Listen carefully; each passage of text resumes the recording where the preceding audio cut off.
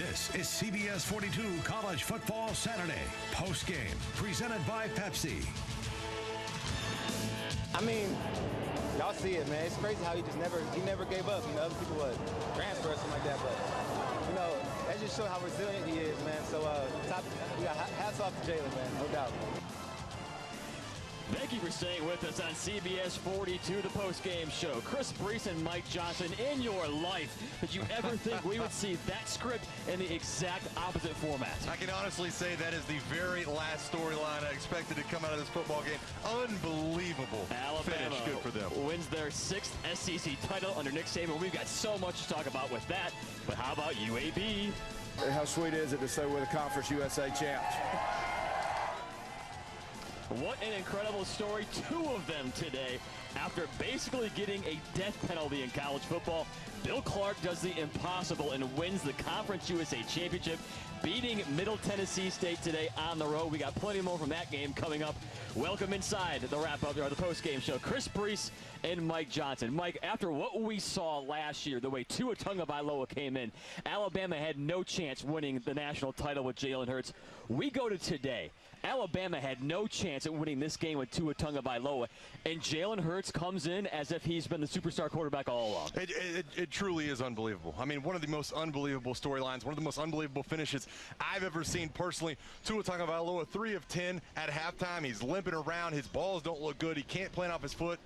What a perfect storyline for Jalen Hurts to be able to come in and really back in the same building against the same football team, live up to the legend that has been Jalen Hurts. Just a truly incredible story. And you know what Jalen would say, we're going to hope to talk to him in a little bit, that it was a team effort, and it definitely was. On offense, on defense, they were so good in that 4th quarter. Those players going to salvage this one, at least for the next couple of weeks. They're a hell of a team.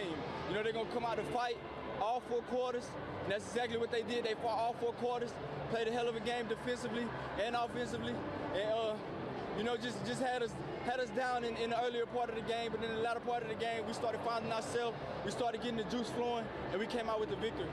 We showed how we deal with adversity tonight. Proud of each and every one of my teammates. To God the glory. Deontay Thompson, one of those studs on defense that completely dominates Georgia in that second half. And it was the defense. You want to talk about 3 punts and a turnover on downs. After Georgia had scored 4 touchdowns in a 5-drive span, they completely flipped the switch, and it was as if nothing ever happened. Yeah, really, a couple of those 3rd down passes Jake Fromm made right there in the 3rd quarter. You could feel some of the momentum starting to come out of that Georgia sideline. Jake Fromm got a little bit of pressure in his face. Some of the throws he was forced to make in pressure, it was almost like Bama smelled that blood in the water, wasn't it? All of a sudden, you start bringing a ton of blitzes, a ton of pressure from that secondary there on Bama's defense. Jake Fromm really could not get some of the throws out, could not move around. Bama's offense really putting the hammer down. The run game, credit to the offensive line, obviously credit to Jalen Hurts and what they were able to do throughout that 4th quarter. I really, honestly, found myself wondering at one point in the game, is this dynasty coming to a close? Is this Nick Saban showing this team is mortal? And here's the answered prayer we saw there in the 4th quarter. Just truly incredible. Do you know why college football is the best? Just when you think you have everything figured out, we get thrown for a complete loop. Alabama looks like they are toast and done, maybe not even making the playoff. That's how bad this team looked through 3 quarters, because when we went to the beginning of this game, Georgia dominates every single aspect of the game, and it was clear they were the better team. First drive of the game for Alabama, Tua made a big mistake, an interception on the goal line. Yeah, it was obvious that Kirby Smart had him a little bit concerned with what was going on pre-snap. Obviously a bad read right there, and you can't make that throw over the middle. Couple of drives later, after a couple of punts, Jake Fromm was so good in this first half, just a dart every single time. Honestly, the throws he was making, probably the first 20 or 25 throws he made were NFL throws. I thought he was incredible today. And that's Isaac Nada, 20 yards, 7-0.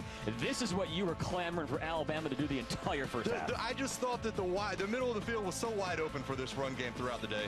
Josh Jacobs gets in from 1 yard out. They tie the game 7-7. Jalen has no idea what's about to come for him. And then the very next drive, DeAndre Swift is tough and he's quick. You really thought at this point that the offensive line from Georgia was really forcing the momentum out of this football game and forcing their will on the Bama defensive front. It's crazy, right down their throats. They look tired, and Georgia went at it again. Swift can do everything. He's so shifty out of the backfield. We talked about his lateral movement coming into the game on the pregame show. He showed it many, many times today. 21-7, Alabama's quiet, especially when we thought this was a fumble.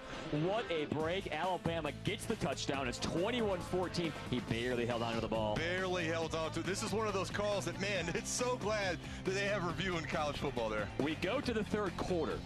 Nothing seemed different. Jake Fromm had the wide open middle of the field all day, and then the touchdown there. I mean, that is a truly incredible throw from Jake Fromm right there. Any Bama fan, no matter how big a Bama fan you are, got to give him credit right there. That's Calvin Ridley's brother Riley. It's 28-14, and then Isaac Nada again. Georgia did the exact same thing in the third quarter. A perfectly picked up blitz, and this is what you're talking about. Jake Fromm was delivering against the pressures throughout the first 3 quarters of this game. This is where everything changed. Georgia missed a field goal on that drive, and then Tua, he throws here, very innocently picked off again. Picked off again. You see the safeties roaming the field. It was very obvious that Kirby Smart had his secondary prepared for this passing game. This game seems like it's over. Tua can't do anything, and then this happens. He gets injured on this throw, got injured earlier, and then Jalen Hurts came in the game. After this, it was 28-21 on the touchdown from Tua to Jalen Waddle. And then Tua goes out with an injury. We're going to get back to this game in a little bit. Nick Saban is live at the post-game press conference. Let's take it right now.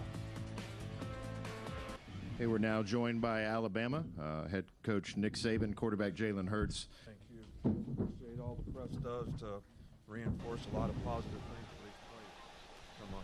So Coach Saban addressing the media one final time there. The narrative is just incredible. If I were to tell you that Georgia dominates 3 quarters, Jake Fromm is the Heisman-type quarterback here. They dominate the run game for 3 quarters. Tua gets hurt, and Alabama wins. You know why they win? Jalen Hurts is a winner. He may not be a quarterback at the next level. The kid's a winner. It truly was remarkable. I was not sure I really understood what I was seeing with my own 2 eyes when Jalen Hurts entered the game. It's something that Hollywood couldn't script. I mean, truly, Hollywood could not script the ending that you just saw on the football field for him. And in this day and age, where really you can't fault some quarterbacks, some backup quarterbacks that move on and say, you know what, I have to find a good situation for me. I have to go somewhere where I have great opportunities. He didn't say that. He said, you know what, these are my teammates. This is where I want to be. I'm going to stick it out here at Alabama, and I'm going to help this team win a championship. That's exactly what he did tonight. And to think, Tua Tagovailoa, he stays in this game, Alabama doesn't win. And if anybody is ever going to be happy for Jalen Hurts, it's Tua Tagovailoa. He's with Simone Eli. Obviously a tough break for you. To see Jalen come in and do what he did, what can you say about him as a teammate? I mean, you guys seen Jalen do this numerous of times, you know. For him to get his opportunity again tonight, I'm happy for him. And I think the team is happy for him as well, you know, for him to step in and do what he did. How are you feeling? Sorry. I got to get better. That's all I can say. I just got to get better. What can you say just about the team effort to go into the second half and to do what they did, just a complete team effort in this?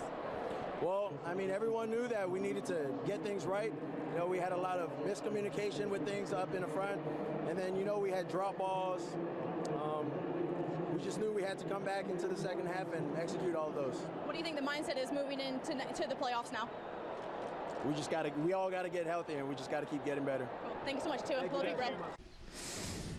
Well, from the sounds of it, Tua is going to get healthy. Nick Saban said out for maybe a little bit, but that's not an issue because practice isn't really going to ramp up for a while. Yeah, they're going to have a couple of weeks. You got exams coming up for this football team. They're going to spend the next couple of weeks getting healthy, getting off their legs, really getting that jump back in their muscles. Boy, I'll tell you, everybody's clamoring for Kirby Smart to make the college football playoff as one of the 4 best teams. We'll hear from the Georgia coach next on the postgame show. You're watching CBS 42 College Football Saturday postgame, presented by Pepsi. Mike, you've been here before. Tell us what is happening with this celebration in the minds of these players right now. It really is just an incredible feeling for these guys right now. They're going to head to the college football playoff as a 13-0 conference champion. It's something you've worked all year for, going all the way back to last year when you reset your goals after that national title game.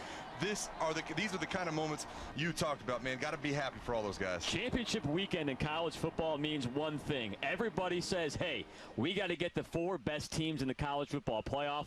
So cue the coaches making their case for being in the top 4. One of them is Kirby Smart at the podium after the loss. Yeah, I'd like to open with, but give Alabama credit. They made the plays and they had to. But this is a special group. Thank you, Coach. If you have a question, please. Kirby Smart went on to say later, you want the 4 best teams in this thing? Go ahead and tell Nick Saban, ask who he does not want to face. I guarantee you it starts with us. It's a bold statement, but I don't think that's a false statement. No, I don't think it's a false statement at all. And you heard Kirby there. He almost slipped up and said one of the greatest teams of all time or the greatest team in the country. And he said, what is considered one of the greatest teams in the country right there. And I absolutely agree with him. Georgia, to me, it comes down to resume against who's the best team. Their resume might not stack up against Oklahoma. It's going to be a tough decision to make. But there's no question in my mind right now that Georgia is the one team that Alabama does not want to face when they get to the college football playoff. If it's the committee really believing the 4 best, let's say Georgia is the 4 best and just throw out Oklahoma's argument. Is it going to be an issue of having a rematch one game after Alabama has to grind it out and win? Because you know what they always say, beating a team twice in a row, incredibly hard to do. Could it come down to that, you think, in their minds? Yeah, I think it is probably going to come down to that. And I hate to say that because I hate to think outside subjective things like that are what are really going to weigh on this committee's mind, but it is going to be tough. And they're going to catch a ton of flack either way. Doesn't matter who they select. Whoever they select, the other side is going to be really upset. The same thing happened last year, but I'll say this. I think this is the toughest situation since they were formed that the College Football Playoff Committee has been put into. You really have 3 teams that you feel like should be worthy to go into this situation. 2 of them have to be left out, and there's going to be a ton of people that are upset about it. I was just going to say, it's not just Oklahoma, it's Ohio State, too. What if they decimate Northwestern in this game tonight? You have a whole mess that the playoff committee was just praying and hoping would not happen. It's going to happen. We'll find out tomorrow, 11 a.m., who gets that 4th spot. Elsewhere, in Conference USA, Bill Clark and UAB has done something that may even top what Alabama did today. The championship finish for this championship team, and UAB, it's next.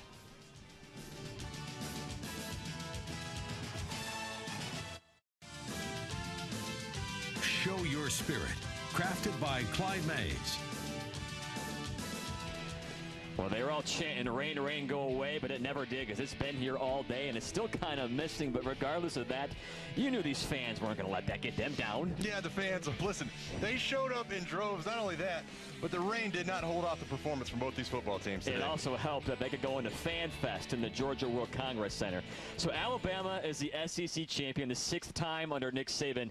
UAB, a program that got disbanded back in 2014, basically had a self-imposed death penalty. They're 2 years back with Bill Clark. And how in the world did they get to this point?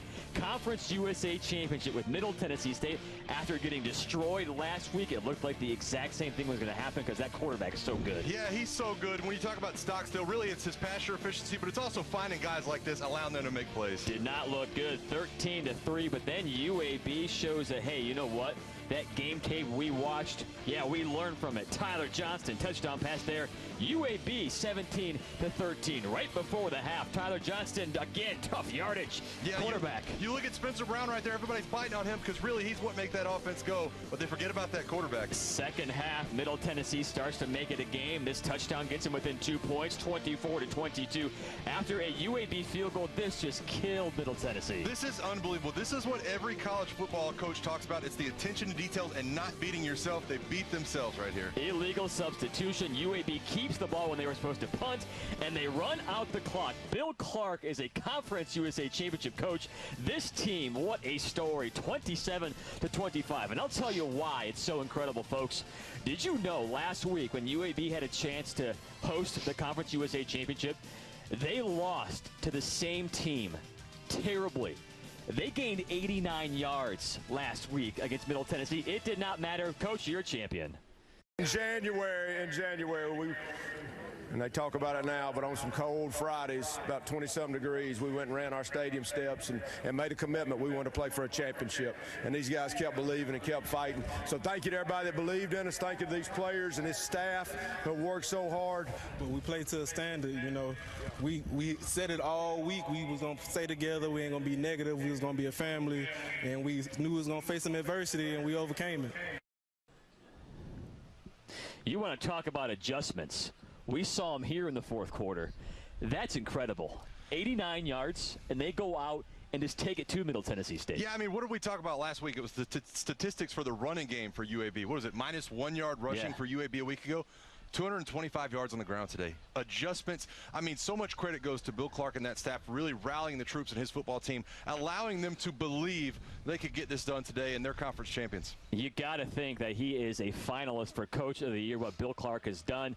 They're going to go to a bowl. We'll find out tomorrow what bowl that will be. We got plenty more on the other side of this break. More Alabama players in the locker room after the SEC championship win. This is the postgame show on CBS 42.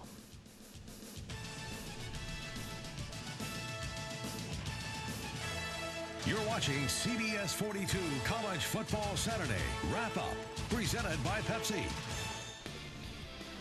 You know, Jalen Hurts didn't lead the winning drives in the national title last year, but this was a good second best. What was Georgia thinking on that play? I have no idea. I am so shocked they tried to run this play with Justin Fields. Well, Jalen Hurts went to work, and he got protection, but he had to make a couple of nifty moves. We've seen this before. Yeah, I mean, this was vintage Jalen Hurts, not making bad decisions, doing exactly what he can with his legs. Everybody was really nervous, but then Jalen found protection, and yeah, this looks pretty familiar. This is a drawn-up quarterback draw. This is not him scrambling. This was something Michael Locksley called, and it turned out really well. They took the lead. Alabama's defense did the rest, and they get the victory 35-28.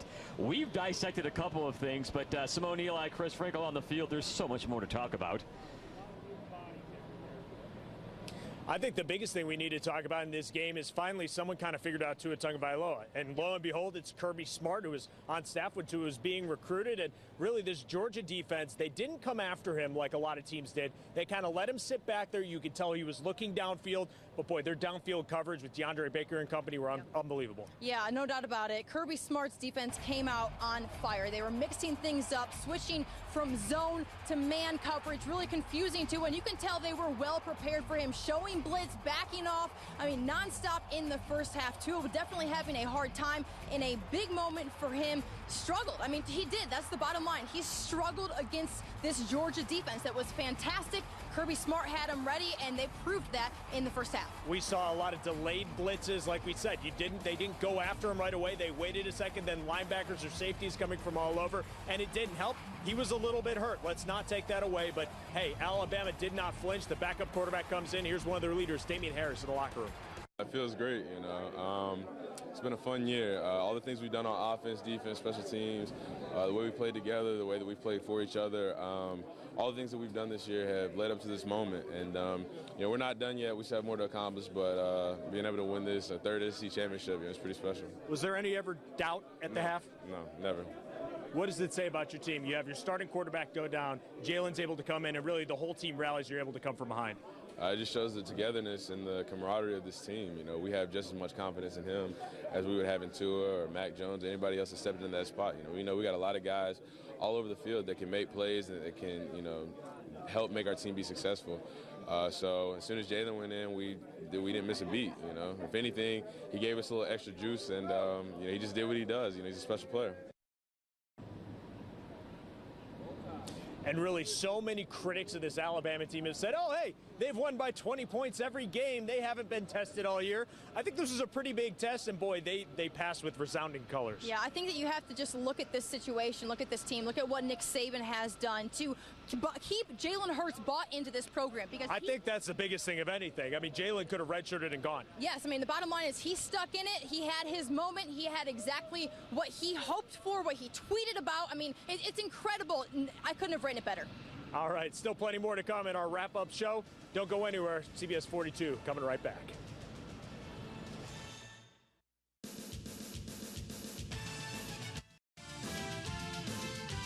Best or Nothing, brought to you by your local Mercedes-Benz dealers. Our best or nothing player of the night is the shocker of the day, Jalen Hurts. he deserves every trophy coming to him tonight, and really for the rest of the year for Alabama fans. You know what? Those are so Jalen Hurts stats, too. 7 for 9, not a lot of completions. It was a quarter of football, folks. 82 yards, 28 rushing yards, a touchdown throwing, a touchdown on the ground. Jalen Hurts is a great player on this team, and Alabama loves to have him. Chris Renkel and Simone, Eli, Jalen really started that running game in the fourth quarter for Alabama, too. It wasn't just the fourth quarter. If you think about it, Alabama has been so heavy on the pass this year because Tua has been so good in those receivers. And in this game, we saw, you know, Jordan had his own flu game. Josh Jacobs, 88 yards, 2 touchdowns on the ground. It seemed like when this offense needed a spark, they turned back to the old run game and they were able to execute. And they really had to be honest. When you saw Josh Jacobs break off that huge run there in the first half, that was a huge play for Alabama because to that point, they really had nothing offensively at all. Josh Jacobs goes for that huge run, fumbles in the end zone, recovers it, of course, for the touchdown. But that was a big, I'm not going to say momentum swing, but something they really needed to stay alive in this game. And really, like we said, Tua was hurt. Tua was not able to do what he was able to do. This running game, I feel like Georgia's defense prepared for the pass a lot. They played back, and Alabama hurt him. Even Jalen coming in was able to run the ball, and it all starts with those big uglies up front. Ross Pierce-Baker, here he is in the locker room. Feels quite a bit better. Yeah, I'll take this any day out of the year than having to sit at home and watch this game and have the fate of this team in the hands of the committee. So we like controlling our own destiny. It feels a lot better. A lot of the naysayers said, well, this team, they've won so many games, they haven't faced any adversity. Right. You guys faced some tonight. What do you have to say to those people that thought? I mean, we weren't out there to try to prove people wrong. We knew what type of character that we had as a team and the heart, and people say we haven't been tested, how are we going to react? But we knew that the leaders and everyone else on this team is going to be able to step up, and we did and showed a lot of heart tonight. So I'm proud of the way that we battled. And boy, has this building been a shocker and an unbelievable venue for these two teams in the year 2018. It really has. I mean, it was really like 50-50 when it comes to fans. It was like one side was entirely Georgia, the other side Alabama. That's not what we've seen in the past in this game. Obviously, a lot of Georgia fans being here in Atlanta, but Alabama fans were down. They thought the team was out, and the minute things started turning around, this place got loud. It was extremely impressive. A great venue. I love Mercedes-Benz Stadium. Just an unbelievable performance, unbelievable game. I can't hear a single word she says because my ears are still ringing. Let's send it back out there, Mike and Breece. All right, guys, thank you. We talked about that Oklahoma and Texas game earlier. There's a reason why the committee's a little bit shaking in their boots right now, because Kyler Murray in Oklahoma took it to Texas, even though this play made you think it wasn't going to happen. Yeah, this play made me definitely think it wasn't going to happen. I thought, here is the break that Texas finally needs. Didn't last long, though. Oklahoma had a slim lead there, but Texas couldn't do anything. Bam, what a hit on Ellinger. Yeah, that's just a bad pre-snap read on the part of Sam Ellinger right there, and what a play by that Oklahoma defense a lot of people have talked about. 32, yeah, not for good reasons, though. 32-27, that touchdown puts it out of reach. 39-27, and really Oklahoma was in control of that game against Texas after the second quarter. So there you could say dominate that game, looking good for maybe a playoff run and fourth as well. Okay, UCF and Memphis, it's really a shame like that. UCF is 13-0 back-to-back years. They're not going to sniff the playoff. They had to come from way behind to beat Memphis. This was an absolute track meet. Before we can even turn our heads around up in the press box today, we're 5 minutes into this game, and I think there's 4 touchdowns on the board. Yeah, it was 31-14 at one point. Then UCF rattled off about 6 touchdowns. They win it 56-41. They win their second straight AAC Conference Championship, and UCF, they're going to clamor again. 13-0. They will be left out, but who will get in? If I were to tell you that the committee tomorrow morning puts in Oklahoma over Georgia, take away any SEC, call it bias, would you be okay with that? I think I'd be okay either way. I really do. Now, I think personally that Georgia is one of the best 4 teams in the country. But the fact of the matter is, they lost to LSU in Baton Rouge earlier this year and could not get it done when they did have a 2-touchdown lead against Alabama. I think Kirby Smart's right. I don't think Bama wants to play Georgia again in the college football playoff. Nick Saban, Bama, they're not scared of anybody, but Kirby Smart definitely knows his team is one of the best 4 in the country, and they're probably the second best in my opinion. So what is Alabama doing between now and December 29th when they have their semifinal game? What's the schedule like for the next 3 weeks? Well, first of all, tomorrow you're probably going to have the football banquet. They're going to name their captains. They're going to name everybody else, all the awards. They're also going to take that next week for the final exams, the midterms, to kind of end this semester. And then they'll get back to it in a couple of weeks. A couple of weeks from now, they'll get back on the practice field and start preparing for that college football playoff. I keep saying it. College football is the best because of the excitement and the drama. We're going to find out 11 a.m. tomorrow who Alabama's opponent will be and where it's going to be in the semifinal on December 29th. Is it Miami or is it going to be Dallas, Georgia, Oklahoma, Ohio State? We find out tomorrow morning. We're not done tonight. The wrap-up show at 10:30. We'll see you then on CBS 42. Good night.